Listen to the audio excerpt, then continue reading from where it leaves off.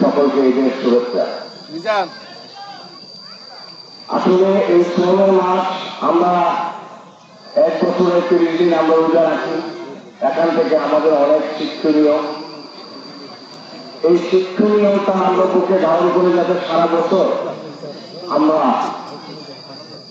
পাড়া প্রতিবেশী, সামাজিক, দেশ, ব্যক্তিগত জীবনে ব্যবহার করতে পারি, সেই জন্য সকলকে অনুরোধ জানাই। আমি এক গ্রামের সন্তান। আসলে ঈদের নামাজ ওয়াজিব নামাজ, এই নামাজে দেখা যায় মানুষ যেখানে বড় নামাজ হয় সেখানে অংশগ্রহণ করে, আবার যার যেখানে ভালো লাগে সেখানে অংশগ্রহণ করে। আমি তখন এবারে এই জায়গাতে নামাজ পড়তেছি।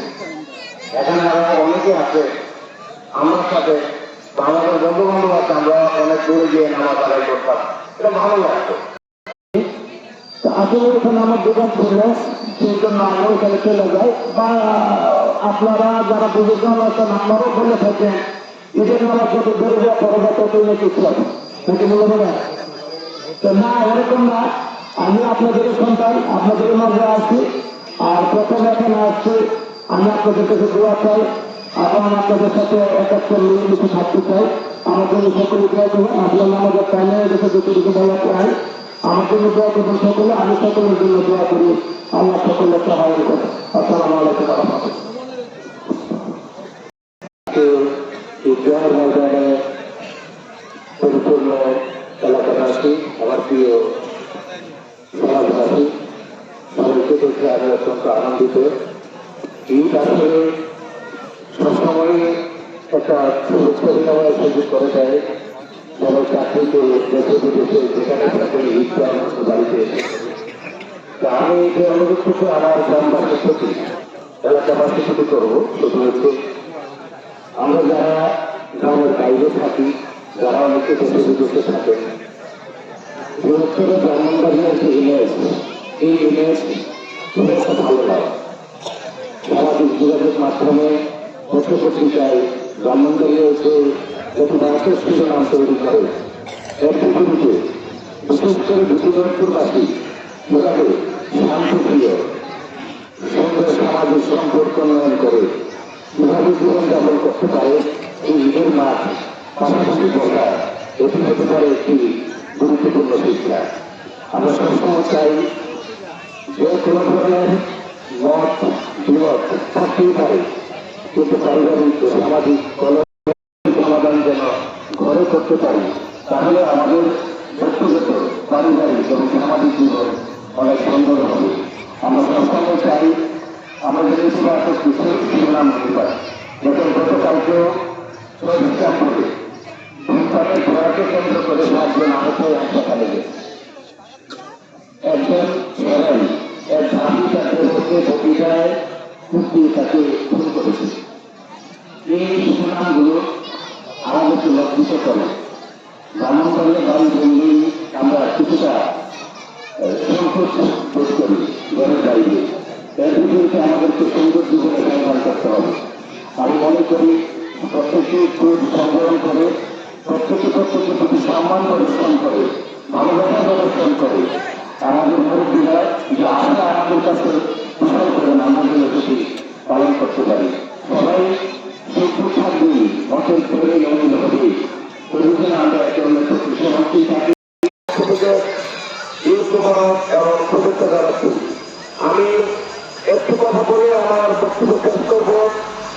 আজকে আমরা যারা এখানে সমাগত হয়েছি, আমরা আজকে আমাদের এই এখানে বসার মতন যে সুন্দর পরিবেশ সৃষ্টি করে দিয়েছেন আয়োজক বন্ধু, তাদেরকে আমার পক্ষ থেকে এবং সমাজের পক্ষ থেকে আমরা ধন্যবাদ জানাচ্ছি। পাশাপাশি আমরা সবাই এই মসজিদের এবং এই ঈদগাহ মাঠের যে জায়গা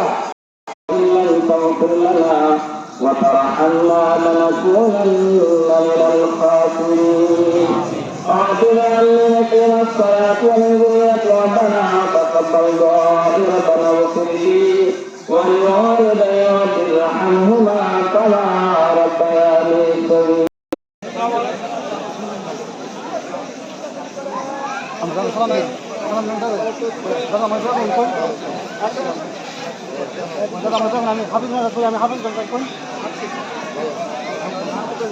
বড় গ্যাস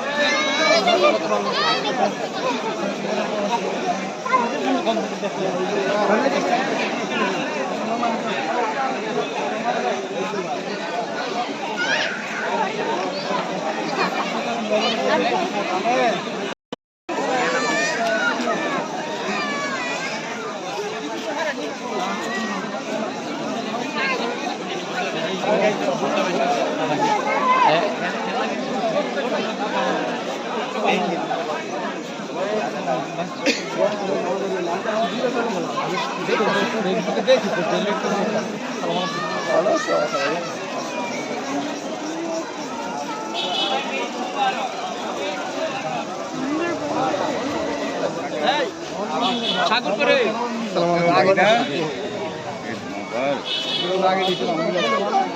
এই যে আমি এখানে ভাই কাজে কোন সময়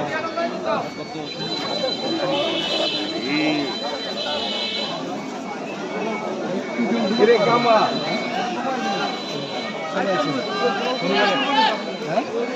আসসালামু আলাইকুম কইলেও না কিছু না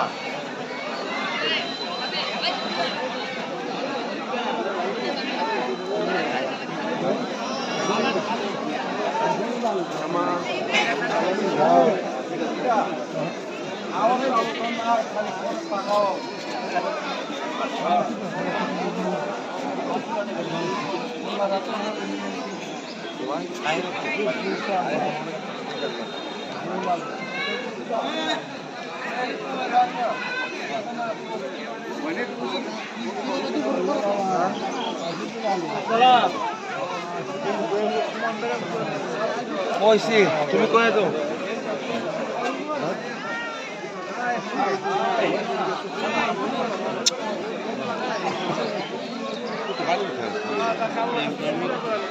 সামনে যা দিছি কিছু হয়েছে কিরে তুই কোন শুনছো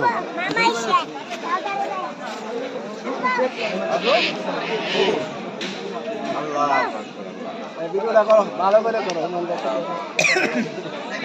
এটা আমাদের ইমন